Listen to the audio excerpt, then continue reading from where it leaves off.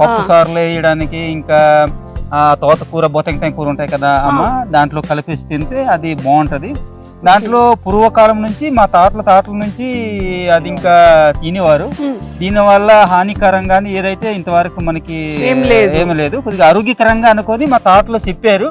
దాన్ని బట్టి అలవాటు ప్రకారంగా మేము తింటున్నాం. అంటే స్పెసిఫిక్ గా చీమల కోసమే వేటాడడానికి అడవుల్లోకి వస్తారా, లేదంటే ఏదైనా పని మీద వచ్చినప్పుడు ఇలా చీమలు తీసుకెళ్తారా? ఒక్కొక్కసారి మేము ఆ పుల్లేరు తినాలి అనిపించింది అనుకోండి, ఇంటి దగ్గర కూర లేకపోయినా పుల్లేరు తినాలి అనిపించితే వెంటనే ఇంటికాడ నుంచి బయలుదేరి ఆడతాం. ఎక్కడ ఉన్నాయి, ఏ చెట్టు మీద ఉన్నాయి అవన్నీ చూసుకొని అది ఎక్కుతాం.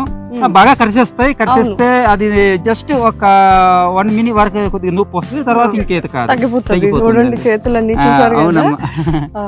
అయితే ఇంత కష్టపడుతున్నారు కదా, అసలు ఒకసారి వేటకు వస్తే ఎన్ని చీమలు తీసుకెళ్తారు? చీమలు అసలు చాలా చిన్నగా ఉంటాయి కదా, అసలు ఎంత కూర అవుతుంది పట్టుకు? అది లోపల ఉంటాయండి, అది పెద్ద బుత్తులా కడితే అది కొద్దిగా అందులో ఒక 1/2 కేజీ 1 కేజీ వరకు లోపల ఉంటాయి.